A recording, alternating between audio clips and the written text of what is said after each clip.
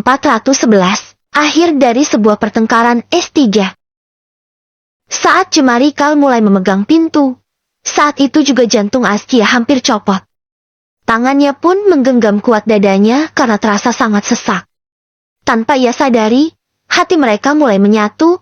Selama beberapa hari ini Askia berusaha menepis rasa itu, karena ia masih teringat dengan laki-laki yang bernama Zaki. Kal, kamu mau kemana? Tanya Askia dengan suara bergetar menahan kesakitan di dadanya. Mulutnya bisa berkata hidup masing-masing, tapi hatinya menolak dengan tegas. Ada desiran amarah dan kekesalan pada diri sendiri, karena memutuskan sesuatu secara spontan. Sebab hati mereka sudah tertaut sejak awal hidup bersama. Karena pada waktu masa-masa sekolah dulu, Askia memang menyimpan rasa untuk Kal. Namun ia mengalah. Mengubur rasa itu dalam-dalam setelah tahu Amina menyukai sahabatnya itu. Askia melakukan semua itu demi persahabatan mereka agar tetap utuh. Dan mungkin tanpa Askia sadari, rasa itu tumbuh kembali setelah mereka menyatu dalam ikatan suci. Kal menarik nafas dalam-dalam, meski sedang emosi. Ia tidak ingin melontarkan kalimat kasar yang akan menjadi luka di hati istrinya, meskipun hatinya telah tercabik-cabik. Kal, jawab aku dong. Desak Askia. Kal berbalik, ia kembali mengukir senyuman tulus di wajahnya, menyembunyikan luka tikaman yang merobek semua lembaran masa depan yang telah ia lukis dalam impian. Askia, istriku yang sangat aku cintai. Aku sadar, selama ini aku yang memaksakan kehendakku. Aku mengutamakan egoku.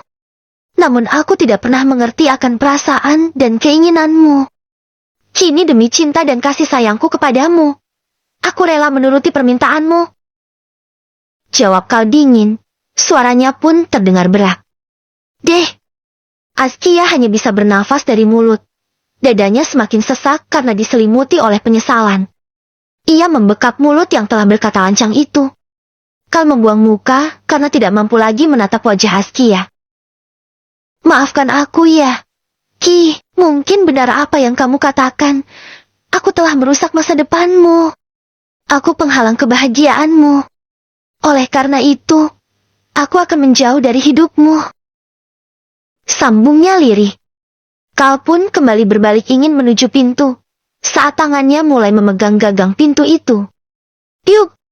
Askia menabrakkan tubuhnya di punggung Kal. Jangan pergi. Maaf, tadi aku hilaf, Kal.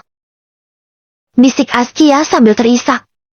Kal dapat merasakan punggungnya yang basah akibat derayan air mata dari sang istri.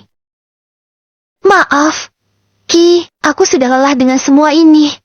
Hatiku mulai ragu dan bimbang. Kal kembali menghembuskan nafas panjang. Askia pun dengan sabar menunggu kalimat apa lagi yang ingin Kal ungkapkan. Terkadang kamu belai aku dengan lembut. Terkadang kamu juga memeluk aku dengan erat dan penuh kehangatan. Tapi di saat aku mulai terhanyut dan baper, kenapa kamu tiba-tiba berubah? Kamu seringkali lepas kendali dan menginjak-injak harga diriku di saat aku semakin mencintaimu. Itu sama saja kamu membuatku melayang tinggi dan menghempaskanku kembali ke bumi. Sebenarnya apa yang kamu mau, Askia? Setelah beberapa kali dipermainkan, akhirnya Kal mengungkapkan pertanyaan yang telah mengganjal di hatinya. Memang benar apa yang dikatakan oleh Kal. Askia tidak selalu terlihat membencinya. Terkadang gadis itu terlihat memberinya cinta kasih yang tulus. Tetapi saat Kal mulai meyakinkan namanya telah tersimpan di hati Askia, tiba-tiba gadis itu berubah lagi. Ia seperti belum berdiri dalam pendirian yang kuat. Aku gak bermaksud seperti itu, Kal. Aku tidak bermaksud mempermainkan kamu. Tapi aku masih bingung dengan perasaan ini. Aku masih harus menerka-nerka.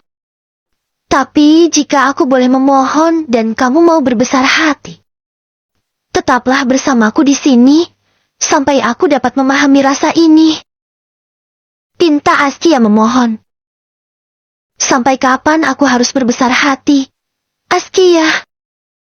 3 hari ini saja hatiku telah kamu remukan dengan sadis. Kal bukan tidak kuat lagi. Namun ia hanya butuh kepastian agar pengorbanannya tidak sia-sia. Mungkin kamu bisa menunggu hingga aku dapat melupakan Pasaki. Sebab bayang-bayangnya masih menghantuiku. Sehingga aku belum tahu rasa terhadapmu. Apakah cinta? Atau sekedar pelampiasan? Kal geleng-geleng kepala. Tega kamu bilang sekedar pelampiasan. Padahal aku sangat tulus padamu. Aku gak bermaksud seperti itu, Kal. Tapi ini hanya perkiraanku saja. Karena kamu masuk ke dalam hidupku di waktu yang tidak tepat. Andai kamu hadir dengan cara yang benar, tanpa memaksa, mungkin aku tidak akan terombang-ambing seperti karang di lautan. Tanpa sadar kata-kata Askia kembali menyudutkan Kal. Hahaha. Kal tertawa lepas, meski Askia tahu irama tawa itu menyiratkan kelukaan, bukan kebahagiaan. Ternyata benar apa kata orang. Jika kamu menemukan seseorang wanita yang disakiti oleh masa lalunya, kamu rawat dia dengan penuh kasih sayang, kamu cintai dia dengan setulus hati, maka kamu akan dihancurkan dengan sadis tanpa memberi ampun. Gumam Kal dengan nada getir. Setiap kalimatnya seolah bukan sekedar ungkapan, namun menyiratkan luka dalam bagaikan tertusuk pedang. Askia menggeleng, ia menangkis keras tuduhan Kal. Itu semua tidak benar. Aku bukan orang yang seperti itu. Tegasnya. Tapi kenyataannya memang seperti itu. Ki, kamu terus-terusan menyudutkanku. Kamu meremukan hatiku tanpa ampun.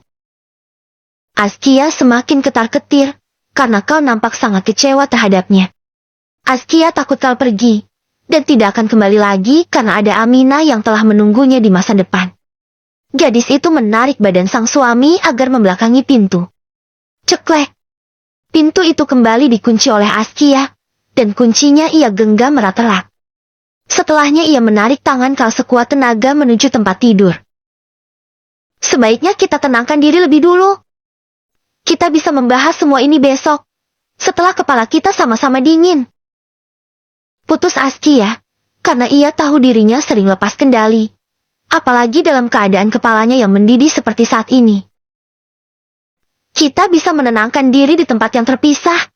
Ki, sebaiknya aku pulang ke rumah orang tuaku lebih dulu. Askia mendelik, saat ini posisi mereka telah berada di samping ranjang. Kal, bukankah kamu tahu? Setiap masalah itu harus dihadapi dan diselesaikan. Bukan untuk dihindari, sebab masalah tidak akan selesai jika kita tidak menyelesaikannya. Gumam Askia sok bijak. Aku pingin pulang bukan karena untuk menghindari masalah. Tapi aku hanya ingin menenangkan diri. Ki, aku butuh tempat yang tenang. Serta hening, untuk menenangkan darah yang mendidih ini. Jelas Kal. Namun suaranya terdengar dingin tanpa ada api cinta yang berkobar lagi. Tentunya membuat Askia semakin takut, karena Kal tidak pernah merubah sikapnya sampai sekul ini. Kal, kalau kamu ingin menenangkan diri, kamu bisa berdiam di tempat ini aja. Aku janji tidak akan mengganggumu. Kita tenangkan diri bersama-sama di atas kasur yang sama. Pinta Askia memaksa, karena jika Kal menenangkan diri di luar, dapat dipastikan ia yang akan cemas. Askia menarik tubuh Kal, memaksanya untuk berbaring di tempat tidur yang pernah mereka tiduri saat malam pertama itu. Laki-laki yang merasa tubuh dan hatinya dilanda kelelahan teramat sangat itu hanya menurut. Askia pun ikut berbaring di tempat tidur yang sama menghadap ke arah Kal yang memungguginya. Namun ia tidak mengganggu laki-laki itu lagi, hingga detik demi detik berlalu. Keheningan malam kian terasa. Pada akhirnya nafas Kal pun mulai teratur. Gadis itu perlahan mulai mendekati sang suami. Tangannya pun ia lingkarkan di tubuh kekar itu. Serta telapak tangannya ia letakkan tepat di atas telapak tangan Kal. Jemari mereka pun saling menggenggam, karena Kal membalas genggam sang istri. Sebenarnya Kal belum sepenuhnya tertidur. Ia mengukir senyuman tipis karena bahagia dipeluk oleh wanitanya. Semua amarah dan luka pertengkaran tadi, seolah lenyap dari ingatan keduanya, karena telah merasakan hangatnya tubuh satu sama lain. Ke-412, menghilang dan meninggalkan jejak S3. Ketenangan dan rasa sejuk menyelimuti jiwa Askia yang semula terasa panas. Hatinya damai dan tentram ketika Kal telah tertidur di dalam pelukannya. Mungkin saat ini Askia terlalu naif, sehingga tidak menyadari jika cintanya terhadap Kal telah tumbuh kembali. Ia mengeratkan tangannya yang dilingkarkan di tubuh sang suami. Tidak lupa wajah Askia menempel di punggung Kal. Kenapa aku merasakan kenyamanan yang aku cari ketika bersama kamu, Kal? Tapi aku juga masih teringat dengan Pak Zaki. Sebenarnya yang aku rasakan ini masih normal kok, karena aku manusia biasa. Aku bukan orang yang bisa mengikhlaskan sesuatu yang hilang dengan mudah. Aku yakin, semua orang yang pernah mengalami hal sepertiku, pasti tahu bagaimana rasanya. Askia bergumam, meyakinkan dirinya bahwa yang ia rasakan ini masih wajar. Sebab melupakan seseorang memang tak semudah membalikan telapak tangan. Tapi yang membuat Kal merasa kehilangan wibawa dan harga dirinya sebagai suami, bukanlah karena Askia yang masih mengingat Pak Zaki, sebab Kal juga paham akan semua itu. Karena dikala ia akan ditinggal menikah oleh Askia waktu itu, hatinya juga tidak bisa ikhlas. Tapi tuduhan yang selalu Askia lontarkan tentang Aminah lah yang membuat Kal merasa direndahkan oleh istrinya sendiri. Karena Askia kerap memberikan tuduhan keji dan sadis, seperti menuduh Kal ingin meminta jatah pada Aminah. Selain itu yang membuat Kal terluka malam ini, salah satunya juga disebabkan oleh pernyataan Askia yang mengatakan pernikahan ini adalah sebuah kesalahan. Di jam 2 malam Kal terbangun, ia mengerjapkan mata berkali-kali. Rasa lelah dan letih di tubuhnya masih sangat terasa. Tapi Kal menepi semua rasa itu, ia menggeliat untuk meregangkan seluruh sendinya lebih dulu. Kemudian laki-laki itu menjauhkan tangan sang istri yang melingkar di perutnya. Kal pergi ke kamar mandi. Ia membersihkan diri, lalu mengambil baju ganti di lemari. Pakaian itu ia kenakan dengan rapi. Tidak lupa ia juga memakai minyak wangi. Ceklek. Pintu kamar itu ia buka dengan sangat pelan agar tidak mengganggu tidur Askia. Sebelum melangkah keluar, Kal berbalik melirik Askia. Ia menatap cukup lama wajah gadis itu. Tapi setelah tersadar Kal menggelengkan kepala, lalu berbalik kembali menuju pintu keluar. Detik demi detik berlalu hingga menjadi menit. Tak terasa putaran jarum jam yang nampak pelan itu telah merubah menit menjadi jam, berputar dengan pelan namun sangat pasti. Dan setiap waktu yang telah terlewat, walaupun hanya sedetik, tidak akan bisa diulang kembali. Allahu Akbar, Allahu Akbar. Suara merdu azan subuh telah berkumandang. Askia yang terbiasa bangun di saat mendengar panggilan itu pun langsung membuka matanya cepat. Huam! Mata gadis itu kembali terpejam akibat menguap. Bahkan mata itu sulit untuk dibukanya kembali karena terasa seperti diberi perekat. Bang, sudah azan subuh. Kita sholat subuh berjamaah. Yuk! Gumam Askia, bermaksud membangunkan Kal agar laki-laki itu mau menuntunnya yang masih mengantuk ke kamar mandi.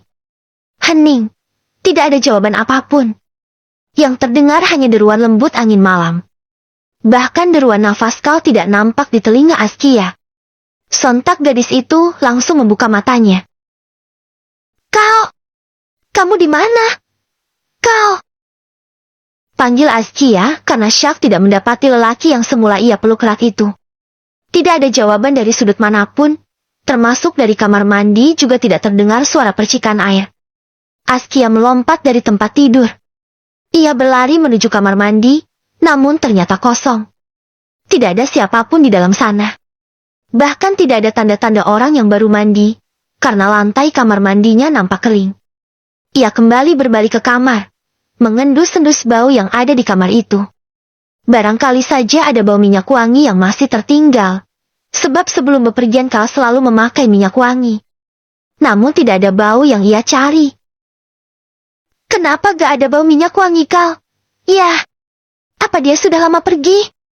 Seharusnya bau minyak wangi itu masih tersisa jika dia baru keluar dari kamar ini. Gumam Askia seperti seorang detektif.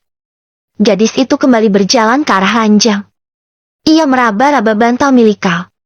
Bantal itu kering, tidak basah ataupun sekedar lembab saja. Padahal yang Askia tahu, Kal selalu berkeringat meski tidur di bawah AC. Keringat Kal juga sudah tidak ada lagi di bantal ini. Jangan-jangan benar dia sudah lama pergi. Tapi kira-kira kapan dia pergi? Kemana dia? Askia menggaruk-garuk kepalanya karena bingung. Dengan cepat Askia menyambar tas yang kemarin ia kenakan. Sret! Resleting tas telah terbuka. Jemari Askia langsung tertuju pada benda pipi yang berlogo apel croak miliknya. Jari-jari lentik Askia langsung menari-nari di atas benda tersebut. Ia menekan tombol panggilan dengan tangan sedikit bergetar dan hati yang dilanda kecemasan berlebih. Tak! Tak!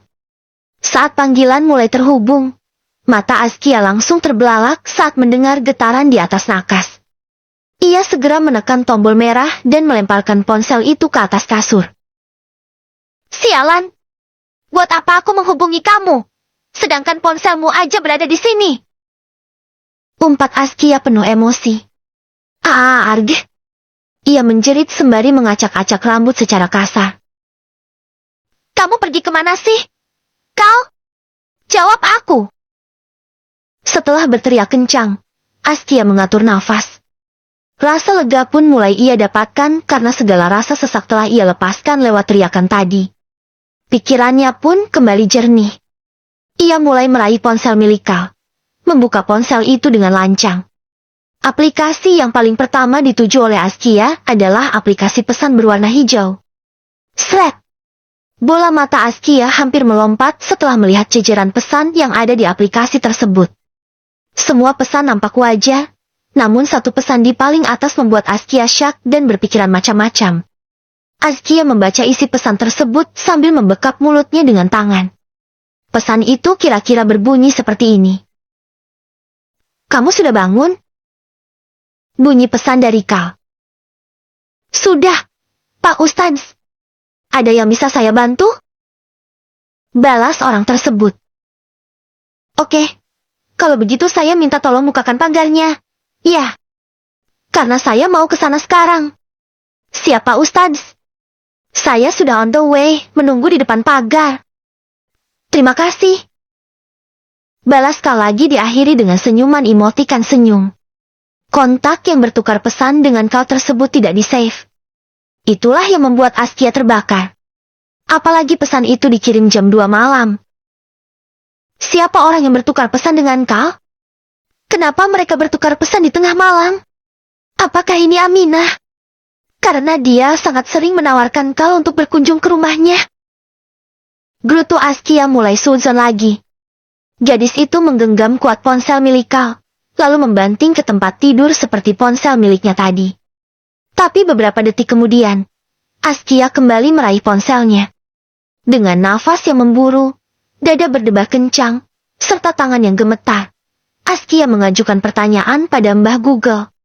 Yang berbunyi, tanda-tanda suami selingkuh. Hanya berselang beberapa detik, banyak jawaban yang muncul di sana. Salah satunya dengan menghilang tiba-tiba, dan bertukar pesan dengan nomor yang tidak dikenal. Tidak lupa Askia juga mencari tahu cara untuk merebut kembali suami yang telah direbut oleh pelakor. Kemarin ia berkata pernikahan ini adalah kesalahan, tapi pagi ini ia justru ingin berjuang mati-matian agar Kal tidak menjadi debu di tangannya. Ia tetap ingin laki-laki itu bersamanya dalam keadaan apapun. Sebab Askia merasakan ada yang hilang ketika Kal tidak ada di sampingnya. Kamu boleh menghilang, Kal. Tapi kamu lupa telah meninggalkan jejak, sehingga aku tahu apa yang harus aku lakukan. Bisik Askia sambil tersenyum sinis. Ke-413. Sakitnya diacuhkan, S3. Cahaya fajar yang mulai menyingsing terlihat dari celah jendela kamar Askia. Gadis itu pun buru-buru beranjak menuju kamar mandi untuk mengambil wudhu. Meski hatinya tengah tidak tenang, namun ia tetap mengutamakan kewajibannya sebagai seorang muslim. Selesai melaksanakan sholat subuh, Askia langsung turun ke dapur. Di sana nampak ada Yasmin dan Bibi yang bekerja di rumah tersebut. Masak apa? Mie. Tanya Askia menghampiri uminya. Yasmin yang tengah memotong sayuran itu pun menoleh. Masak sayur ESM kesukaan abi kamu. Sahutnya apa adanya. Oh, sini biar aku aja yang motongin sayurnya. Umi duduk aja di sana. Pinta Askia sembari merebut pisau dapur yang tengah dipegang oleh sang Umi. Yasmin pun berjalan santai menuju meja makan. Ia justru senang karena tugasnya telah digantikan oleh anak gadisnya. Terima kasih, ucapnya sambil duduk dan membawa satu kotak martabak telur yang mereka beli tadi malam. Bibi bantu ya, Mbak? Baru saja Askia mulai memotong sayuran, sudah diganggu oleh Bibi yang membawa berbagai macam perbumbuan untuk membuat sayur esiem tersebut. Askia melirik sembari menghembuskan nafas panjang. Ia ingin membuat semua menu pagi ini dengan tangannya sendiri tanpa bantuan dari orang lain. Gak perlu, Bi, saya bisa sendiri. Bibi biar ngerjain yang lain aja. Beres-beres atau apalah, Bi. Tapi biasanya tugas Bibi pagi-pagi gini ya masak dulu. Mbak? Bi? Kerjain yang lain aja ya. Saya mohon. Pinta Askia mulai sebel. Karena artnya itu terkesan memaksa. Nanti kerjaan saya jadi cepat selesai gak enak. Mbak? Justru bagus. Bibi bisa pulang lebih awal. Jangan dong. Mbak. Saya mau pulangnya tepat waktu aja. Kalau pulang cepat takutnya nanti gaji saya akan dipotong. Plak. Askia tepuk jidat. Ia sebel setengah mati pada saat itu. Bi, udah dong. Gak usah overthinking ya. Justru kalau Bibi banyak mulut seperti ini, saya akan suruh Abi gak usah kasih gajinya sekalian. Ancam Askia sambil menggertakkan giginya. Jangan gitu dong, Mbak.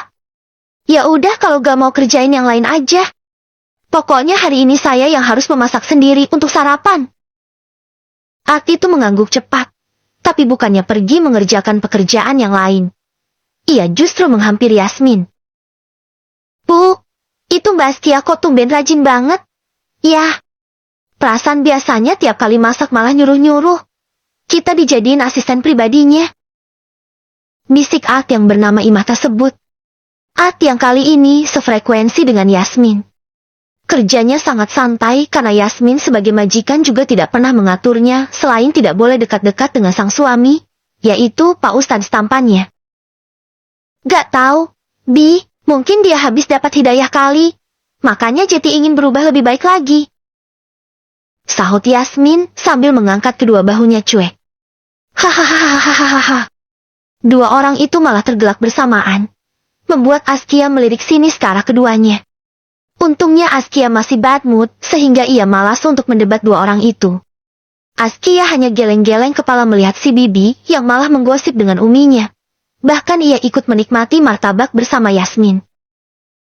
Dasar ibu-ibu, pagi-pagi kerjanya udah ngegosip aja. Cibir Askia. Di jam 6:30 pagi, dua orang yang tengah menggosip di meja makan tadi telah bubar. Sebab si Bibi diminta oleh Yasmin untuk mengerjakan sesuatu di belakang karena Ihsan sebentar lagi akan pulang. Sedangkan Askia yang sudah selesai memasak itu langsung mandi dan berdandan tipis-tipis, lalu mengenakan pakaian terbaiknya. Tidak lupa ia juga menggunakan minyak wangi kesukaan Kal. Pagi ini meskipun ingin berangkat kerja, Askia tidak lagi mengenakan chef jacket lebih dulu, sebab ia juga ingin tampil cantik dengan pakaian terbaiknya di hadapan Kal. Tidak melulu menggunakan baju kerja kebesarannya itu saja. Karena ia melihat Aminah juga selalu cantik walaupun tidak sengaja bertemu Kal. Oleh karena itulah ia ingin mengalahkan Aminah. Baju udah rapi, makeup juga udah bagus, udah cantik. Sekarang tinggal nunggu Kal pulang. Gumamnya sambil berputar-putar di hadapan cermin. Tapi beberapa detik kemudian, raut wajah gadis itu berubah drastis. Ia kembali murung karena tidak tahu apakah Kal akan pulang, atau tidak. Kenapa aku se-effort ini nyiapin semuanya? Mulai dari makanan, sampai berdandan cantik. Padahal aku sendiri gak tahu apakah Kal akan pulang, atau tidak. Dadanya kembali terasa sesak karena pikiran yang aneh-aneh mulai menghantuinya. Askia berusaha melawan pikirannya yang tidak baik itu. Meskipun berperang melawan pikiran sendiri itu tidak mudah.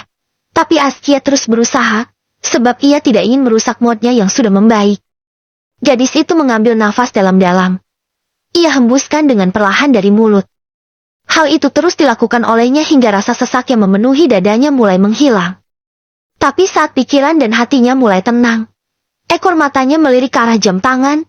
Jam telah menunjukkan jam 7:30 pagi. Rupanya ia mandi dan berdandan tadi menghabiskan waktu lebih dari 1 jam. Dengan langkah berat Askia turun ke bawah, berharap Kal telah berada di meja makan, menikmati makanannya. Tapi ternyata pil pahit yang harus ditelan Askia. Karena Kal tidak berada di sana, gadis itu terlihat celingukan memindai ke seluruh arah dapur. Namun orang yang ia cari memang tidak terlihat. "Sarapan, Nak," ajak Ihsan, karena ia sedang menikmati masakan buatan anak gadisnya itu. "Enggak, Bi," tolak Askia cepat. Ia meraih tangan Ihsan yang sedang memegang sendok, menciumnya bolak-balik.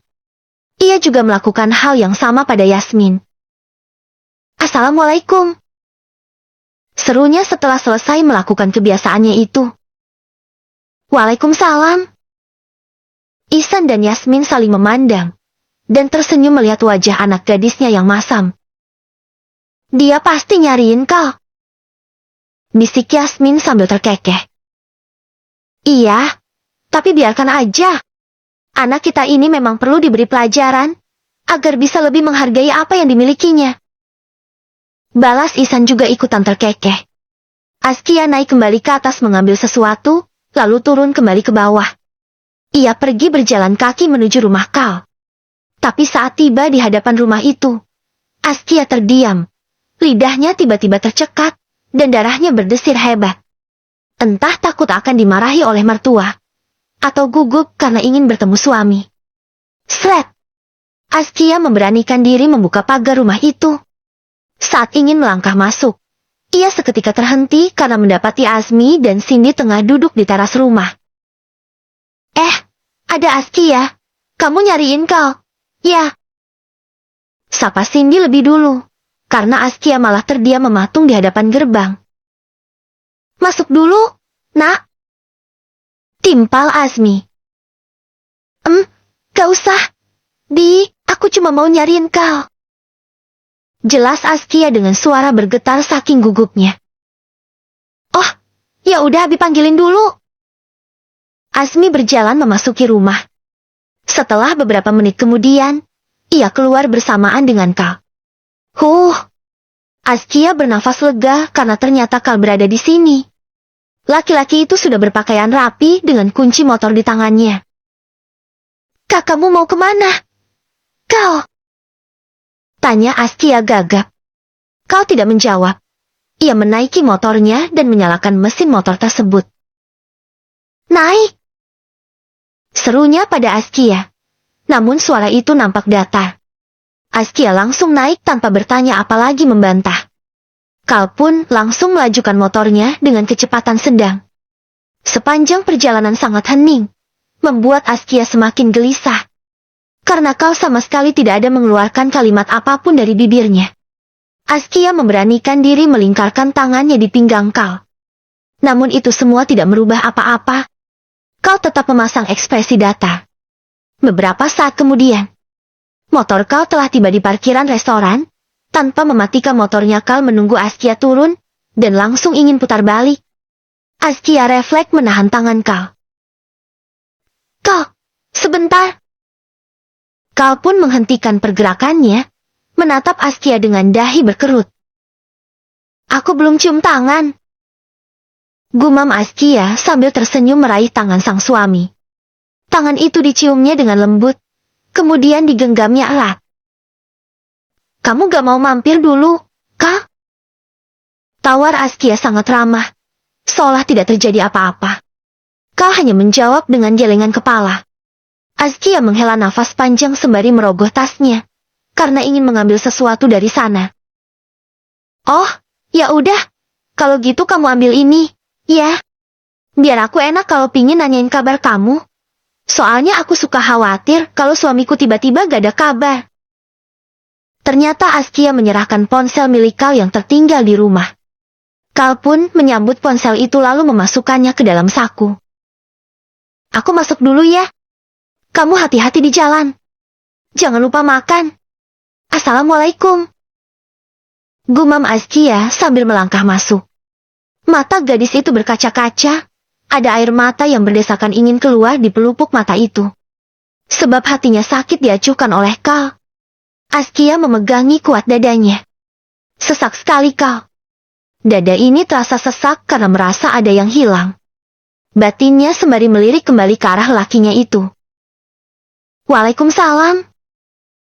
Sahut Kal pelan setelah Askia tak terlihat lagi di pandangannya. Kal tersenyum sambil mengangkat kedua bahunya saat melirik kembali ke arah restoran.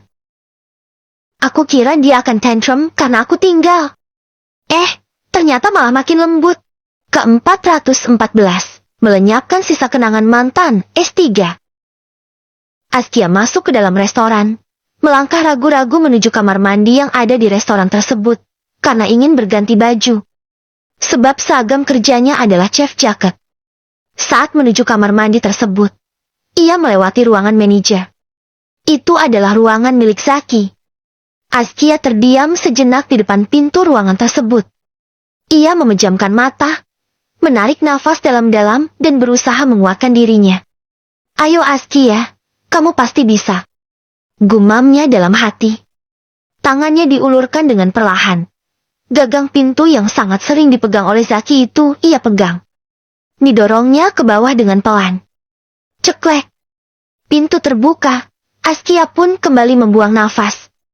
Setelah kepergian Zaki, setiap hari Askia selalu mengunjungi ruangan ini, sebab belum ada manajer baru yang menggantikan posisi Zaki. Biasanya ia melangkah dengan kaki yang ringan. Tapi tidak dengan hari ini. Ia merasa langkahnya berat dan gontai. Setelah beberapa kali melangkah, gadis itu kembali terhenti. Ia memegangi dadanya yang terasa hampa. Sesak, serta perih bagai tertusuk sembilu. Askia, kamu pasti bisa. Untuk apa kamu masih mengenang laki-laki yang telah meninggalkan kamu? Waktu terus berputar, detik terus berlalu. Hidup ini harus terus berjalan. Sampai kapan kamu mau terpaku pada masa lalu? Ayo, saatnya memulai lembaran baru. Ia kembali menarik nafas panjang. Jika ingin hidupmu tertata kembali, maka ikhlaskan yang telah hilang. Relakan yang telah pergi. Tinggalkan semua yang membebani. Sebab jika ikhlas itu masih belum kamu usahakan, maka sampai kapanpun hidupmu akan terombang-ambing di lautan. Sambungnya lagi. Kali ini Askia benar-benar memerangi dengan kuat dirinya sendiri. Sebab pilihannya tertuju pada Kal. Namun hatinya masih sulit untuk ikhlas. Sret. Resleting tas dibuka. Askia mengeluarkan satu buah kresek berwarna hitam yang cukup besar.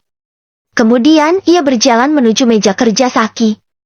Di sana nampak ada beberapa foto laki-laki itu, dan ada undangan pernikahan mereka yang katanya akan dibagikan Zaki untuk kerabat dekatnya.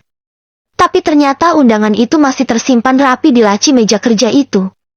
Bukan hanya itu saja, di sana juga tersimpan beberapa kado pemberian Askia. Semua barang itu ia masukkan ke dalam kresek. Setelah semuanya tersimpan di dalam kresek, Askia ingin meninggalkan ruangan itu. Tapi beberapa langkah kemudian ia langsung berbalik karena melupakan satu benda lagi. Ia berjalan masuk kembali, tapi kali ini sofalah yang menjadi tujuannya. Di sana ada satu bantal di mana di bantal itu ada foto milik Zaki. Bantal itu merupakan pemberian Askia saat Zaki berulang tahun beberapa waktu lalu. Bantal itu pun sering dipakai untuk Zaki rebahan di sofa ketika penat melanda tubuhnya yang sedang sibuk bekerja. Zaki mau menggunakan bantal itu, sebab waktu Askia memberikannya, mereka belum memiliki hubungan apa-apa. Askia mencengkram kuat bantal tersebut. Air mata pun menetes dengan derasnya. Sebab itu kenangan yang paling berharga bagi Askia. Karena setiap masuk ke ruangan ini, ia selalu memeluk dan mencium bantal tersebut, karena di sana tertinggal aroma parfum Zaki yang membuat Askia candu. Piuk! Pada akhirnya bantal itu juga ia masukkan ke dalam kresek itu, walaupun dengan mata yang terpejam. Askia mengikat kreseknya, karena tidak mampu lagi memandang semua benda yang ada di sana. Ia takut gagal lagi jika memandang benda tersebut. Bruk! Pintu ruangan itu ia tutup dengan keras. Kemudian berjalan mencari salah satu pelayan yang ada di sana. Mas Adi! Panggilnya pada pelayan yang tengah mengepel lantai. Pelayan itu pun langsung mendekat. Iya Mbak Askia. Ada apa? Tanya laki-laki itu. Askia menyerahkan kresek besar yang dipegangnya. Ini, Tolong kamu bakar. Jangan sampai ada yang tersisa. Saya tidak ingin melihat barang-barang itu lagi. Perintah Askia tegas. Laki-laki itu malah nyengir. Ingin melenyapkan sisa-sisa kenangan mantan, Mbak. Nanti abunya harus saya kubur atau saya buang ke laut. Canda Adi membuat Askia melotot tajam. Mas Adi, tolong jangan memancing emosi saya. Ini bukan waktunya untuk bercanda. Kamu mau saya telan dengan cara dikunyah lebih dulu? Atau saya telan bulat-bulat? Ancam Askia serius, dengan wajah yang merah padam. Sontak laki-laki yang bernama Adi itu langsung terdiam. Meskipun tahu Askia emosian, tapi ia sangat suka menggoda anak bosnya itu. Tapi kali ini Adi melihat amarah Askia benar-benar memuncak, sehingga ia tidak berani lagi menggodanya. Baik, Mbak. Ini saya bakarin sekarang. Ucap Adi, tapi ia menyerahkan pel-pelan ke tangan Askia, kemudian langsung lari terbirit-birit dari sana. Arg. Kenapa sih dunia ini terlalu menyebalkan? Pekik Askia frustasi. Sebab ia sudah bersusah payah memerangi egonya, tapi malah diledek oleh Adi, membuat Askia seketika ingin menelan orang bulat-bulat. Misi tentang melenyapkan kenangan mantan telah berhasil Askia jalankan dengan baik. Tapi saat memulai bekerja, ia justru teringat pada Kal. Sebab lelakinya itu diam 1000 bahasa saat bersamanya tadi. Askia melamun sambil memotong bawang. Padahal ia memotong dengan kecepatan di atas rata-rata. Sret! Arg! Teriakan riuh terdengar di dapur itu. Karena Askia tanpa sadar melukai jarinya sendiri hingga membuat cairan merah mengalir cukup banyak. Mbak Askia kenapa bisa seperti ini? Tanya seorang koki. Ia panik setengah mati melihat anak bosnya terluka. Askia malah tersenyum. Di saat semua orang yang ada di dapur itu panik. Gak perlu khawatir. Ini hanya luka kecil. Gak sebanding dengan luka hati saya. Gumamnya sangat santai. Luka itu ia basuh dengan air kran kemudian ia balut sendiri dengan perban. Mbak sebaiknya Mbak Askia nggak usah kerja kalau keadaan hatinya sedang tidak baik-baik saja. Karena ini bisa membahayakan diri Mbak sendiri. Pinta salah satu koki. Ia membawa Askia duduk di tempat yang aman dan jauh dari orang-orang yang tengah sibuk memainkan alat-alat dapur. Askia menggeleng dengan tatapan kosong. Enggak. Soalnya saya kesepian di rumah. Gak ada yang menemani sama sekali. Kan Mbak sudah punya suami. Jadi ada suaminya dong yang nemanin. Sahut koki itu lagi. Ia bernama Irma. Wanita itu berusia kurang lebih 35 tahunan. Justru itu, Bu Irma. Setelah menikah saya merasa hidup saya terisi. Tapi saat suami saya pergi dari rumah, rasanya seperti ada yang hilang. Keadaan di rumah mendadak sepi. Saya rindu sekali sama dia. Askia langsung curhat, karena ia cukup akrab dengan Bu Irma. Justru sebaliknya, Askia tidak berani curhat pada Yasmin ataupun Ihsan, karena takut akan mendapatkan silaman rohani. Wanita yang memiliki jiwa keibuan itu langsung membawa Askia ke dalam pelukannya. Apa yang salah dengan kamu? Mbak Askia, apa kamu melakukan kesalahan?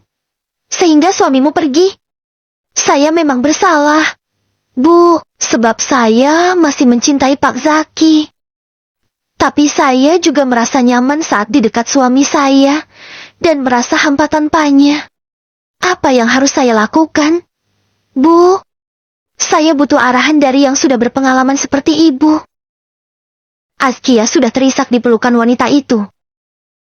Pesan saya hanya satu. Mbak, lepaskanlah semua yang memberatkan hati.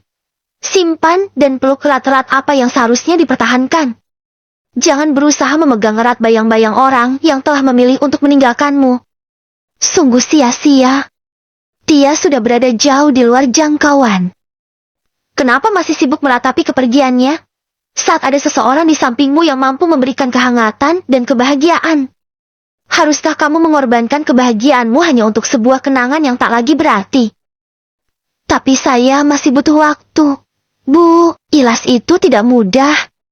Jangan terlalu lama membuang-buang waktu. Jangan sampai yang benar-benar tulus itu pergi. Sebab jika kamu kehilangannya, kamu tidak akan pernah menemukan sosok seperti dirinya lagi. Yang tulus tidak akan datang dua kali. Bu Irma bisa mengatakan kau tulus, karena ia juga tahu kau rela menjadi pengantin pengganti untuk menutupi aib Askia. Terus apa yang harus saya lakukan, Bu? Perbaiki semuanya sebelum terlambat. Kamu tunjukkan padanya bahwa kamu sudah bisa menerima kehadirannya dan melupakan masa lalu. Tapi jika saya belum bisa gimana, Bu? Saya masih butuh waktu untuk meyakinkan hati saya. Kalau kamu tidak bisa memperjuangkannya dan terus menunggu siap, maka jangan menyesal jika dia telah berada di batas kesabaran. Saran saya kalau kamu sudah merasa nyaman, maka pertahankan dan perjuangkan di saat dia masih menjadi milikmu. Ucap Bu Irma sembari menepuk-nepuk bahu Askia. Jadi saya harus mempertahankannya? Tanya Askia lagi. Bu Irma geleng-geleng kepala. Kali ini saya tidak bisa menjawab. Tanyakan pada hatimu. Hanya dirimu sendiri yang bisa menjawabnya, Mbak Askia. Wanita itu pun melangkah meninggalkan Askia yang tengah kebingungan. Askia termenung sejenak. Mungkin karena rasa yang masih setengah-setengah membuat Askia tarik ulur dan suka berubah sikap pada Kal.